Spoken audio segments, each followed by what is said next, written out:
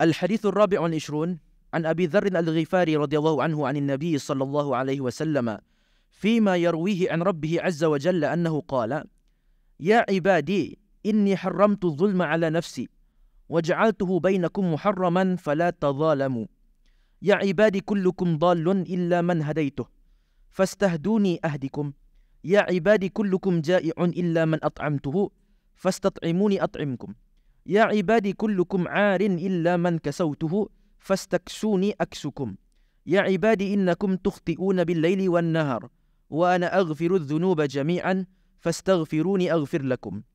يا عبادي إنكم لن تبلغوا ضري فتضروني ولن تبلغوا نفعي فتنفعوني. يا عبادي لو أن أولكم وآخركم وإنسكم وجنكم كانوا على أتقى قلب رجل واحد منكم ما زاد ذلك في ملكي شيئا.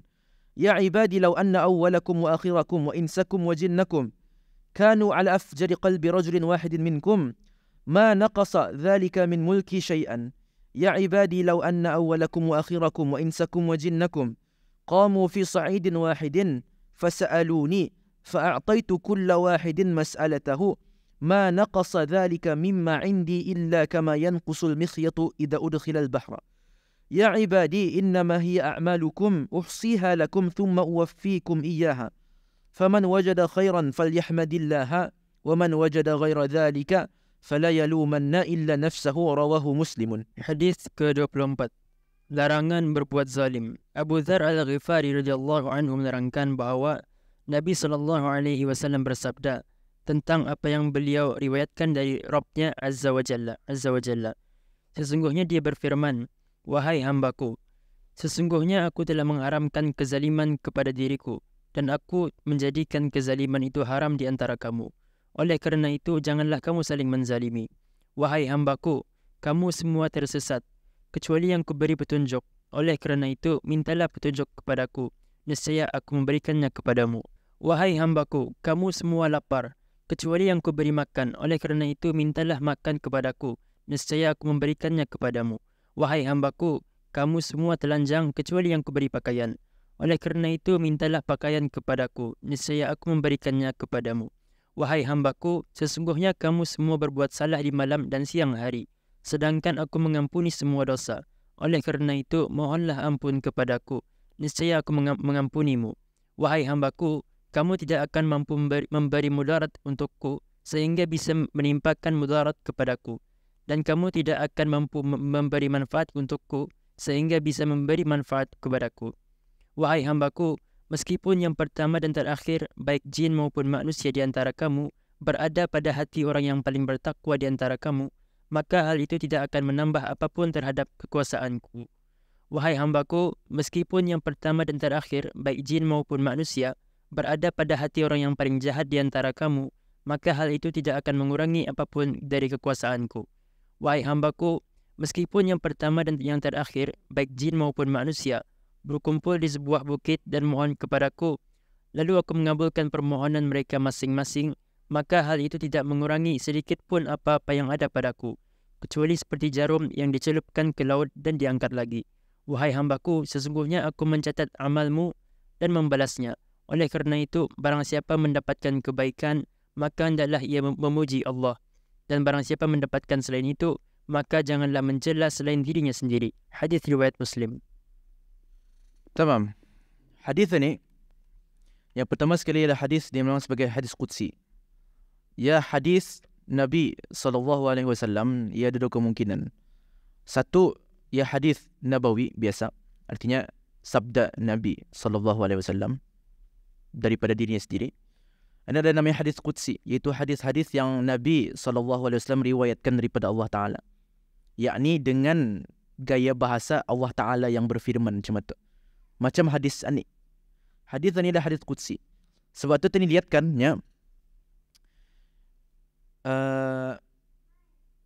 anin Nabi sallallahu alaihi wasallam fima yarwihi an rabbih azza wa jalla.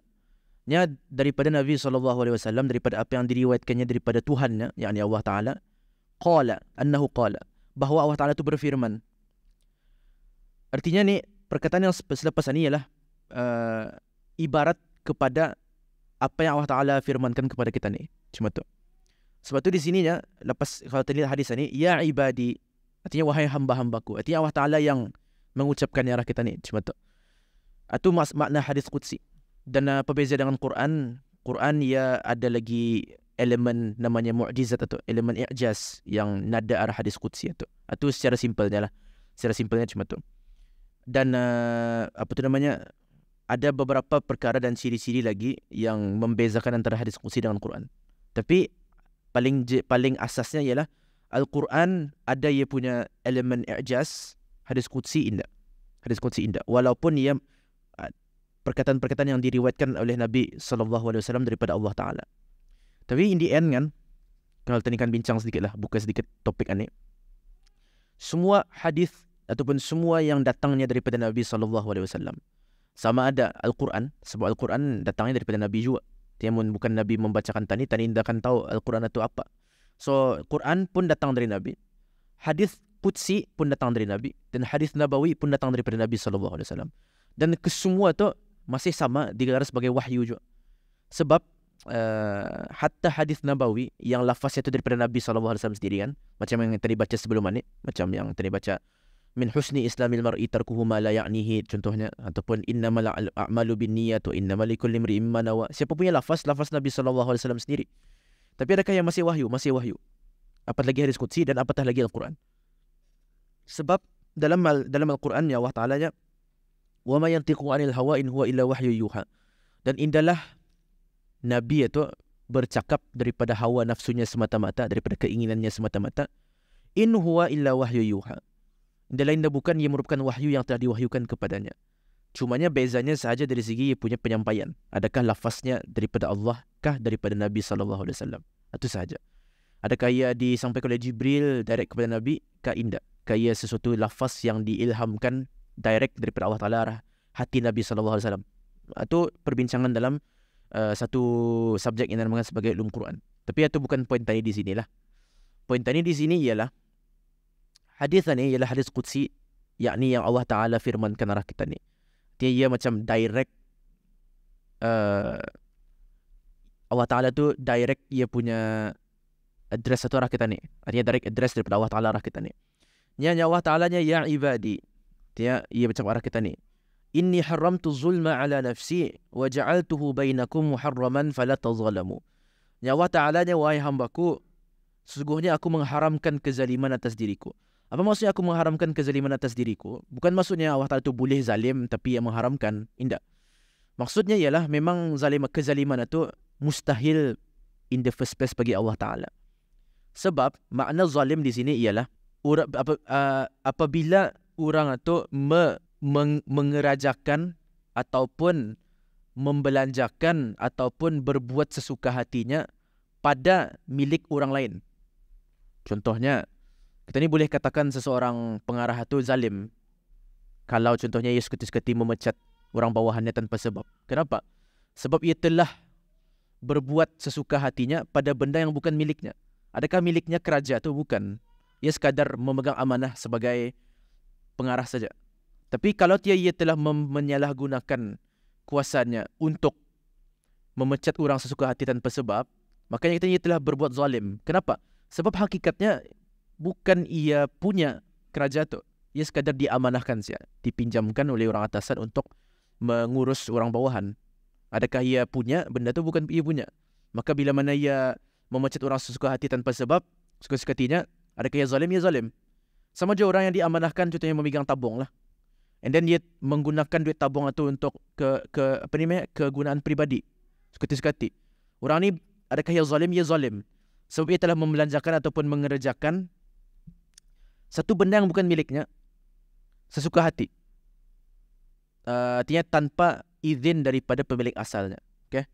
Jadi mengetahui makna itu, adakah zalim itu berkemungkinan untuk disifatkan bagi Allah Ta'ala? Tidak. Kenapa? Sebab semua perkara yang wujud di alam ini milik Allah Ta'ala. Atau maksudnya inni haramtu zulma ala nafsi. Aku telah mengharamkan kezaliman atas diriku. Bukan maksudnya Allah Ta'ala itu boleh zalim sebenarnya. Tapi ia tidak mau diharamkannya. Tidak, bukan cuma itu. Tapi lebih kepada zalim itu in the first place mustahil bagi Allah Ta'ala. Sebab kenapa? Sebab semua perkara yang ada di atas muka bumi ini dan di luar muka bumi dan segala perkara yang wujud di alam semesta ni yang ada, semua milik Allah Ta'ala. Bila mana semua milik Allah Ta'ala dan ia penguasa bagi semua tu, maka ia boleh buat apa sahaja dengan segala hak miliknya tu kan. Dan ia dapat digelar sebagai zalim atas perbuatannya kepada hak miliknya tu. Maka itu maksud inni haramtu zulma ala nafsi. Dan Allah Ta'ala wa ja'altuhu bainakum muharrama. Dan telah aku jadikan zalim, kezaliman itu haram bagi kamu. Artinya macam tadi tu. Boleh kita ni sekati-sekati merampas hak orang lain? Tidak boleh. Boleh kita ni sekati-sekati membelanjakan perkara yang bukan hak kita ni? Tidak boleh. Sebab itu kezaliman. Boleh kita sekati-sekati tadi mengambil nyawa orang lain tanpa hak? Tidak boleh. Atau kezaliman. Sebab nyawa orang itu bukan tadi punya. Maka tadi dia boleh sekati-sekati menyumpahkan darah ataupun menghilangkan nyawa orang lain tanpa arahan daripada yang mempunyai nyawa itu, iaitu Allah Ta'ala. Dan ini membawa kita ni kepada hadis yang pernah tadi baca sebelum ini, which is yang Nabi SAW-nya umirtu an uqatilan nasa hatta yashhadu an la ilaha illallah wa anna muhammadar rasulullah ila akhirih. Dan kemudian dalam hadis satunya Nabinya, barang siapa yang masuk Islam maka telah fa'asama minni dima'uhum wa amwaluhum. Siapa yang masuk Islam, beriman kepada Allah Ta'ala, maka pada ketika tu nyawa dan harta diorang itu otomatik terpelihara. Dia boleh sekati-sekati menumpahkan darah kaum muslimin, dan dia boleh sekati-sekati mengambil harta diorang tanpa hak. Dan dalam hadis yang lain lagi satu pelengkap kepada hadis satunya, indah boleh nyawa itu diambil kecuali dengan hakil Islam, kecuali dengan salah satu daripada 3 perkara. Yang pertama athaibuz zani, orang yang berzina muhsan, wan nafsu bin nafsi, arti hukuman bunuh yang sudah sabit, dan at-tariku li dinihi al-mufariqu lil jamaah, orang yang meninggalkan agama, orang murtad. So ani maksud ataupun ani punya lengkapnya di sini. Artinya ia menunjukkan kepada hadis sebelum ini juga, bila mana Allah Ta'ala di sininya wa ja'altuhu bainakum muharrama fala tazalamu. Aku telah menjadikan penzaliman itu haram bagi kamu juga, dan janganlah kamu saling menzalimi sesama kamu.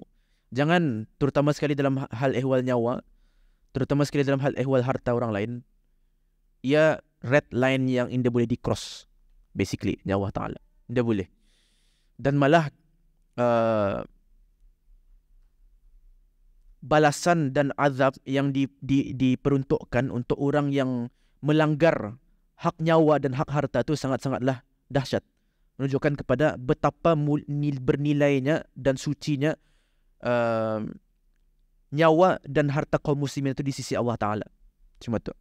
Dan termasuk daripada kezaliman juga ialah bila mana terindah menunaikan hak saudara kita ni. Selain daripada nyawa dan harta lah. Artinya kita ni sepatutnya, kalau tiada orang itu minta tolong, kita ni sepatutnya tolong ia semampunya. Balik arah hadis la yu'minu ahadukum hatta yuhibba li akhihi ma yuhibbu li nafsihi. Tidak beriman salah seorang daripada kamu sehingga ia mencintai saudaranya seperti mana ia mencintai saudaranya dirinya sendiri. So di antara hak seorang mukmin itu ialah kita ni menyukai baginya apa yang kita sukai bagi diri kita ni. Dan ada hak-hak yang perlu kita ni jaga. Antaranya fala yu'zi jarahu, kan sebelum ni kita ni mengambil. Jangan jangan menyakiti jiran. Fal yukrim dhaifahu, muliakan tetamu. Semua tu ialah hak-hak hamba sesama hamba. Maka perlu kita tunaikan hak itu supaya tidak bersikap zalim arah sesama hamba. Maka bila mananya Allah Ta'alanya inni haramtu zulma ala nafsi wa ja'altuhu bainakum muharrama fala tazalamu, ia telah merangkumi banyak perkara dalam agama kita ni. Pertama, ia merangkumi masalah tauhid, masalah akidah tadi kepada Allah Ta'ala, bahawa mustahil Allah Ta'ala itu bersifat zalim, berdasarkan kepada fakta bahawa Allah Ta'ala pemilik bagi segala sesuatu di alam ini. Dan kemudian bila mana Allah Ta'alanya wa ja'altuhu bainakum muharrama fala tazalamu, ia merangkumi semua hak hamba ataupun manusia yang perlu tunaikan sesama manusia. Sekali Allah Ta'ala ikuti dengan seterusnya, ya ibadi kullukum dallun illa man hadaituh fastahduni ahdikum. Wahai hambaku, wahai hamba-hambaku, kamu semua sesat kecuali siapa yang aku bagi petunjuk. Maka mintalah petunjuk kepadaku, aku bagi petunjuk arhamu. Dan seterusnya, ya ibadi kullukum ja'i'un illa man at'amtuhu. Wahai hamba-hambaku, kamu semua sebenarnya lapar, melainkan orang yang aku bagi makan. Maka minta makan arahku, aku bagi. Ya ibadi kullukum arin illa man kasautuhu. Wahai hamba-hambaku, kamu semua sebenarnya telanjang, kecuali bagi orang yang ku bagi pakaian. Fastaksuni aksukum. Maka mintalah pakaian aku bagi kamu pakaian. Ya ibadi. Okey, tadi ambil arah 3 tu saja. Tadi ambil 3 tu saja dulu. Yang Allah Ta'ala ia menyebutkan 3 perkara. Tersasat dan hidayah, lapar dan kenyang, dan telanjang dan berpakaian. Ketiga-tiga ni ialah perkara asas dan utama yang ada arah kita ni. Artinya kita ni orang Islam dan kita ni beriman kepada Allah Ta'ala, maka kita ni telah mendapat hidayah artinya. Dan ini mengingatkan kita ni bahawa kita ni tu boleh bah sebenarnya Allah Ta'ala indah bagi hidayah arah kita ni. Boleh bah sebenarnya tanya ni bukan Islam. Boleh sebenarnya tanya ni indah menerima, indah tahu langsung pasal agama Islam ni. Indah tahu pasal Nabi Muhammad SAW. Tadi berada dalam kesesatan. Boleh ke indah? Boleh. Dan adakah Allah Ta'ala layak memasukkan ataupun menyesatkan tani? Boleh. Boleh wah. Kalau Allah Ta'ala akan menyesatkan tani, boleh, tidak ada masalah. Tapi indah disesatkannya tani, dibagi tani hidayah. Maka perlu tani sadarkan benda tu. Ni diingatkannya arah kita ni. Ya ibadi kullukum dhallun illa man hadaituhu. Pada hakikatnya tidak ada seorang pun antara kamu ni yang dapat hidayah, melainkan orang yang ku bagi hidayah. Mungkin ada sebab-sebab yang kita ni lihat sebagai penyebab lah, macam tadi lahir daripada kalangan orang Islam contohnya, ataupun tadi bagi siapa yang contohnya mu'allaf, ia mendengar pasal Islam daripada sumber lain. Tapi pada hakikatnya, realitinya, semua itu hanya sebab, dan indakan berlaku melainkan dengan kehendak dan kuasa dan izin Allah Ta'ala jua. Atau yang Allah Ta'ala akan ingatkan tadi di sini, sebab semua perkara di dunia ataupun dalam kewujudan ini indakan berlaku melainkan dengan kehendak dan kuasa Allah Ta'ala, termasuk hidayah kita ni, termasuk iman dan kufur. Maka kita ni ataupun yang Allah Ta'ala kamunya, wahai hambaku yang beriman dan mendapat hidayah, perlu kamu sadar dan perlu kamu tahu diri bahawa kamu sebenarnya hakikatnya semua kamu ini sasat, melainkan orang yang ku bagi hidayah. Contoh. Dan kemudian yang Allah Ta'ala kamu semua sebenarnya lapar, melainkan orang yang ku bagi makan. Artinya kita ni mungkin biasanya ataupun kebiasaannya kita ni macam terlepas pandang lah kan, sebab tadi alhamdulillah tiap hari makan, tiap hari orang makan dari itu stable. Kadang-kadang indah lagi kita ni sadar yang tadi itu makan contoh. Indah kita ni sadar lagi yang apa yang tadi makan itu nikmat Allah Ta'ala dan kurnianya. Maka di sini yang mengingatkan tadi bahawa hakikatnya sebenarnya kamu semua tu lapar banyak. Kalau bukan pasal aku yang bagi kamu makanan, kamu akan makan dan kamu akan sentiasa berada dalam keadaan lapar. Dan perkara ini akan dirasa terutama, ataupun perkara ini lebih dekat dan terasa bagi orang yang berada dalam kesusahan atau penderitaan. Kan? Artinya macam kalau tadi lihat negara-negara yang ditimpa krisis perangga ataupun contohnya krisis makanan, tema tu baru saya akan sadar bahawa okey, selama ni rupanya boleh wah sebenarnya kita ni tu indah kena bagi makan. Boleh sebenarnya kita ni tu Allah Ta'ala indah bagi makan biar hanya tani kebuluran. Tak ada masalah, boleh. Dan ia layak untuk membuat atu. Tapi indah dibagi tani makan, maka mesti teringat atu. Dan kalau kita ni kan mau makan, tani mesti melihat juga kepada hakikat benda tu, iaitu yang membagi makan rezeki itu Allah Ta'ala juga. Dan ia bersangkut paut dengan hadis ke-19 sebenarnya. Dalam hadis ke-19 ada dicakap juga ataupun ada disebutkan juga benda ni, yakni kalau kamu minta Allah Ta'ala, yakni hati kita ni tu bila mana kita kan maukan sesuatu, makanan, pakaian, atau yang paling basic lah, hidayah daripada Allah Ta'ala, ataupun apa yang kita ni kan cuba ambil ataupun capai, kita ni mesti sadar dan tahu bahawa perkara tu tidak akan dapat kita ni hasilkan melainkan dengan izin dan kehendak Allah Ta'ala. Maka sebab itu kalau tadi kan minta rahsia apa? Minta Allah Ta'ala. Sebab yang selain Allah Ta'ala ni diorang tidak dapat bagi manfaat ataupun mudarat arah tani. Tak ada perkara yang terjadi di dunia ni melainkan Allah Ta'ala juga yang mesti mengizinkan dan mentakdirkan lah kita ni, mengkehendakinya dengan kuasa dan kehendaknya. Maka kenapa kita ni kan minta arah selain Allah Ta'ala ni kita ni? Kenapa kita ni kan minta arah hamba-hamba ataupun makhluk-makhluk yang pada hakikatnya dia berkuasa macam tu, yang dapat bagi manfaat. Sebab tu di sini Allah Ta'ala-nya fastahduni ahdikum fastat'imuni at'imkum fastaksuni aksukum. Hatta dalam perkara-perkara yang asas sepatutnya kita ni minta Allah Ta'ala, makan, minum, pakaian, arah siapa hakikatnya tadi minta Allah Ta'ala. Pandangan hati kita ni dalam perkara-perkara cuma tu, hatta dalam perkara yang remeh cuma tu pun, sepatutnya dan selayaknya hanya diarahkan arah Allah Ta'ala semata-mata. Sebab kenapa? Sebab bukan orang lain jua yang bagi itu, melainkan Allah Ta'ala jua. Yang lain ni, makhluk ni hanya sebab sahaja yang dipilih Allah Ta'ala untuk dilalukannya nikmat itu arah kita ni. Artinya, boleh kena Allah Ta'ala bagi makanan taruh secara direct? Boleh, tidak ada masalah. Tapi Allah Ta'ala berkehendak juga supaya dilalukannya arah tangan orang-orang ataupun makhluk-makhluk ini. Tapi itu sebagai ujian juga supaya untuk memastikan pandangan hati kita ni itu melihat arah apa. Ada kata ni melihat arah makhluk, melihat arah Allah Ta'ala, iaitu hakikat realiti sebenar bahawa semuanya datang daripada Allah Ta'ala. Itu. Hadis ini memberitahu kita ni akan benda tu ataupun mengingatkan kita ni akan benda tu. Dan kemudian Allah Ta'ala, ini hadis yang last sebelum rehat. Ya ibadi innakum tukhti'una bil-laili wan-nahar. Wa ana aghfiru dzunuba jami'an fastaghfiruni aghfir lakum.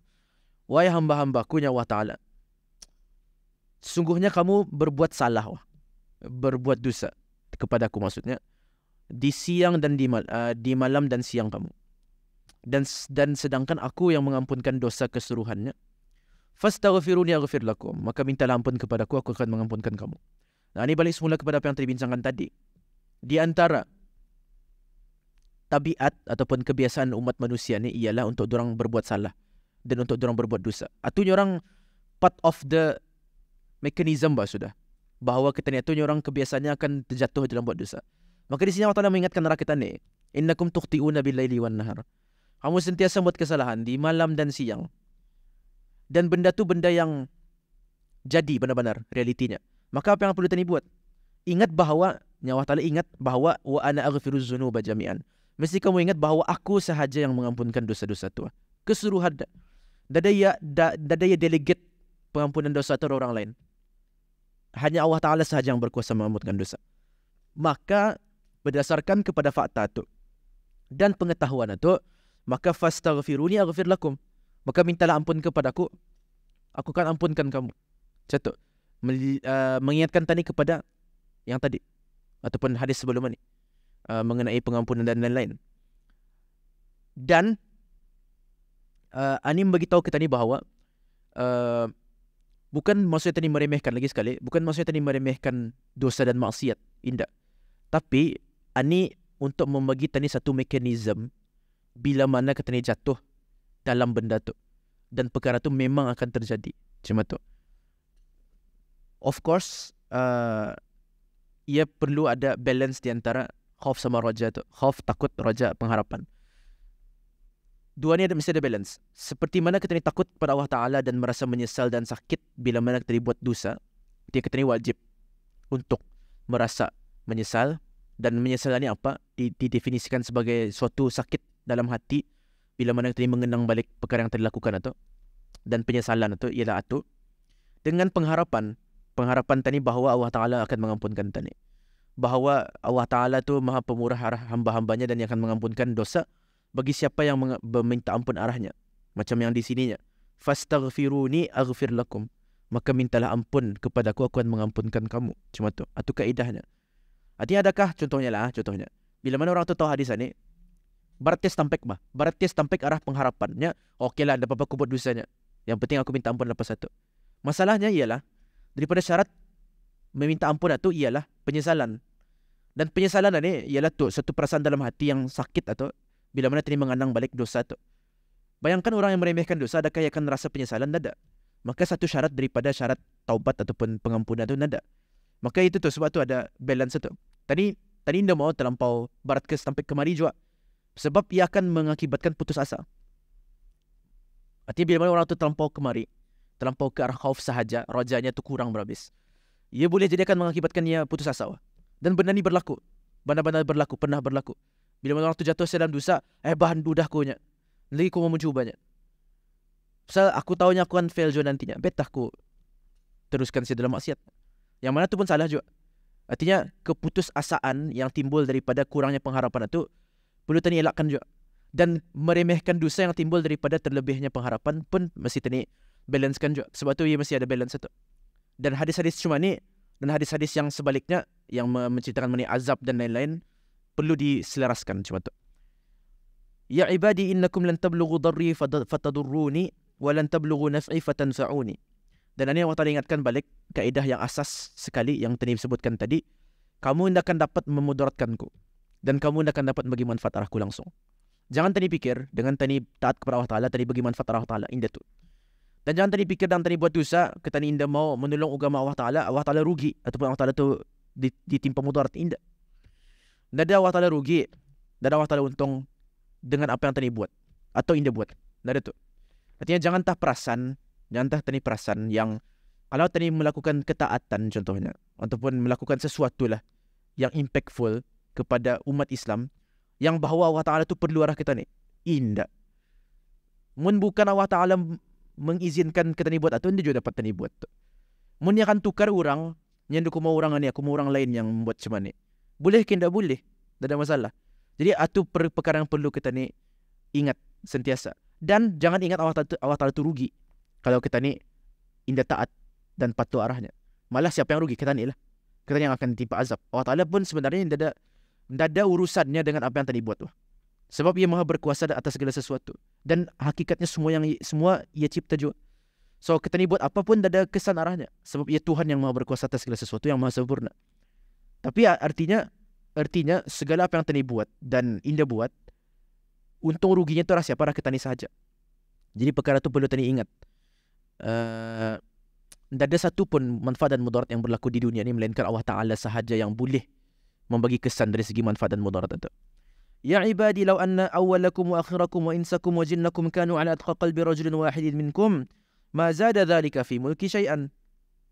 Allah Ta'ala menegaskan lagi, nya wahai hamba-hambaku nya, muntianya semua makhluk ini dari awal Nabi, artinya dari awal makhluk dicipta sampai makhluk terakhir dicipta di akhirat nanti, semuanya tu ala atqa qalbi rajulin wahidin minkum. Semua bis durang punya ketakwaan atau level-level orang yang paling bertakwa antara kamu. Nabi Muhammad SAW lah contohnya. Muntianya Allah Ta'ala nya semua makhluk manusia dan jin daripada yang awal sampai akhir itu, hati durang tu semua ketakwaannya sama macam ketakwaan Nabi SAW nya. Ma zada dhalika fi mulki syai'an. Tidak ada apa tambahan pun arah kerajaanku langsung. Artinya nada apa-apanya. Nada ku kisah basically ya Allah Ta'ala. Tidak ada apa-apa nilai tambah yang kamu bagi arahku. Sebab kamu hamba dan aku Tuhan. Sebab kamu hanya hamba yang tidak ada memiliki apa-apa. Aku Tuhan yang memiliki semua perkara. Maka apa yang kamu buat dan sebagainya, indahkah hakikatnya aku juga yang mengurniakan.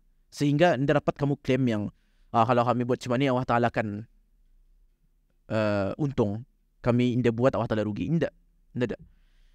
Dan sebaliknya juga, ya ibadi law anna awwalakum wa akhirakum wa insakum wa jinnakum kanu ala afjari qalbi rajulin wahidin minkum ma naqasa dhalika min mulki syai'an. Kalau tiada sekiranya semua hamba tu manusia daripada awal sampai akhir, hati durang tu sejahat-jahat hati makhluk lah. Contohnya semua macam iblis lah contohnya. Dari awal sampai habis semua jadi iblis contohnya. Adakah akan mengurangkan apa-apa daripada kerajaan Allah Ta'ala? Tidak ada rugi Allah Ta'ala. Dan boleh Allah Ta'ala menciptakan itu. Tidak ada masalah. Ya ibadi law anna awwalakum wa akhirakum wa insakum wa jinnakum qamu fi sa'idin wahidin fasa'aluni fa'ataitu kulla wahidin mas'alatahu ma naqasa dhalika mimma indi illa kama yanqusul mikhyatu idza udkhila al-bahra. Dan kalau sekiranya semua makhluk atau berkumpul arah satu tempat dan setiap satu makhluk atau meminta semua yang ia mau pinta dan Allah Ta'ala kurniakan semua yang dorang pinta, adakah akan mengurangkan daripada kerajaan Allah Ta'ala dan milik Allah Ta'ala satu pun? Tidak. Tidak ada mengurangkan apa-apa pun langsung. Artinya unlimited bah Allah Ta'ala punya hak milik ini. Ia boleh bagi semua arah hambanya yang ia pinta. Tapi atas kehendak dan kuasanya ditakdirkannya kadar-kadar tertentu. Atau maksud al-imanu bil qadariyat. Ya ibadi innama hiya a'malukum uhsiha lakum summa uwaffikum iyyaha faman wajada khairan falyahmadillah wa man wajada ghaira dhalika fala yalumanna illa nafsah. Dan Allah Ta'ala nya wahai hamba-hambakunya yang kukira ataupun akhir-akhirnya yang kukira tu ialah amalan-amalan kamu tu. Dan kira tu maksudnya apa? Kira tu bukan artinya berbalik kepada kaedah tadi. Allah Ta'ala mengira amalan hamba tu bukan sebab Allah Ta'ala berguna ataupun Allah Ta'ala tidak berguna ataupun Allah Ta'ala menerima manfaat ataupun mudarat, tidak. Tapi summa wafikum iyaha, tapi untuk aku bagi balasannya arah kamu. Allah Ta'ala tu berkehendak dengan kehendak dan kuasanya supaya ia mau hambanya ni berbuat something dan nanti akan bagi balasan. Tapi pada hakikatnya adakah mesti? Tidak mesti. Mun akan bagi nikmat arah hambanya tu tanpa amalan boleh, tidak boleh. Dari segi kemungkinan lah. Mun ia akan mau mencelakakan semua hambanya tu, semua masuk neraka dan dihancurkannya, boleh, tidak boleh, tidak ada masalah. Tapi atas kehendak dan rahmatnya dia buat macam tu. Maka sebab tu Allah Ta'ala nya innama hiya amalukum wahsihalakum summa uwaffikum iyyaha. Akan ku kira kamu punya amalan dan akan ku sempurnakan dia punya balasan. Faman wajada khairan falyahmadillah wa man wajada ghaira dzalika fala yalumanna illa nafsah. Dan bila tadi melihat kepada amalan tadi, kalau tadi lihat ia baik, maka tadi puji Allah Ta'ala. Sebab kenapa? Balik al-kaidah tadi, pada hakikatnya amalan tadi yang baik itu siapa mencipta? Allah Ta'ala juga. Siapa yang mengizinkan amalan baik itu ada? Allah Ta'ala juga. Maka kalau tadi dapati dalam diri kita itu ada perbuatan baik yang kita ni lakukan, maka apa yang perlu kita lakukan? Falyahmadillah. Puji Allah Ta'ala. Sebab perkara baik itu tidak akan berlaku, tidak akan terjadi melainkan dengan izin dan kehendak Allah Ta'ala juga. Wa man wajada ghaira dzalika fala yalumanna illa nafsah. Dan siapa yang mendapati sebaliknya, maka tidak ada yang patut disalahkannya melainkan dirinya. Kenapa? Sebab hamba ni dikurniakan ikhtiar ataupun namanya kasab. Yani hamba ni dikurniakan something yang dinamakan sebagai free will itu. Yang dengan free will itu akan dihisab dan dikira pada hari kiamat. Cuma tu. Dan dengan, kalau kita lihatlah hadis ini secara keseluruhannya, sebelum kita rehatlah. Kalau kita lihat pada hadis ini secara keseluruhannya lah, dari awal sampai habis, ia telah menjelaskan konsep, antara konsep yang besar dalam agama kita ni, which is konsep pemilikan dan penguasaan Allah Ta'ala arah sekalian makhluk secara mutlak. Artinya tidak ada satu pun milik makhluk langsung. Hatta amalan baiknya, hatta harta bendanya, dan hatta dirinya sendiri. Tidak. Semua milik Allah Ta'ala. Dan semua berlaku dengan kehendak Allah Ta'ala juga. Dan dari segi perhubungan sesama makhluk itu mesti ngam seperti mana yang dipinta oleh Allah Ta'ala pemilik bagi sekalian makhluk itu. Dan ini melihat ataupun mengingatkan tadi kepada hadis yang keempat seingatku mengenai qada-qadar, dan mengingatkan tadi kepada hadis yang kedua mengenai al-imanu bil qadri khairihi wa syarrihi, beriman kepada qadar yang baik dan yang buruk. Sebab hakikatnya semua milik Allah Ta'ala dan semua dengan ketentuan Allah Ta'ala, dan Allah Ta'ala pemilik dan penguasa bagi sekalian alam, termasuk diri kita ni dan segala amalan tadi, termasuk kekufuran dan keimanan, dan termasuk syurga dan neraka. Semua milik Allah Ta'ala dan semua ia yang cipta. Maka ia telah dan berdasarkan kepada itu, ia membagi tahu kita ni bahawa tidak ada satu pun yang patut tadi pinta dan harap melainkan Allah Ta'ala sahaja. Dan ini menjelaskan ayat Quran, ya ayuhan nas antumul fuqara'u ila Allah wallahu huwal ghaniyul hamid. Wahai sekalian manusia, kamu semua fakir. Fakirannya artinya tidak ada memiliki apa-apa langsung, kosong. Makanan, minuman, pakaian, hidayah, kan? Seperti mana yang disebutkan dalam awal hadis tadi. Semua tu bukan Allah Ta'ala bari, tidak kita dapat. Atau maksudnya fuqara dalam ayat itu, antumul fuqara'u ila Allah. Sedangkan wallahu huwal ghaniyul hamid, dan Allah Ta'ala yang maha ghani. Tadi boleh maknakannya sebagai maha kaya, tapi apa maksud maha kaya? Artinya ia tidak perlu pun kepada satu perkara selain daripada dirinya. Mun Allah Ta'ala yang akan ciptakan sekalian alam ini, boleh kena boleh. Dan ia tidak akan rugi apa-apa. Satu maksud ghani sana. Artinya ia tidak perlu kepada apapun selain daripada dirinya sendiri. Al-Hamid, dan yang memiliki segala kesempurnaan. Termasuk kesempurnaan yang ada arah hamba. Sebab kesempurnaan yang ada arah hamba dari segi segala kebaikan dan amalan baik dan keimanan hanya akan berlaku dengan ciptaan Allah Ta'ala jua dan kehendaknya jua.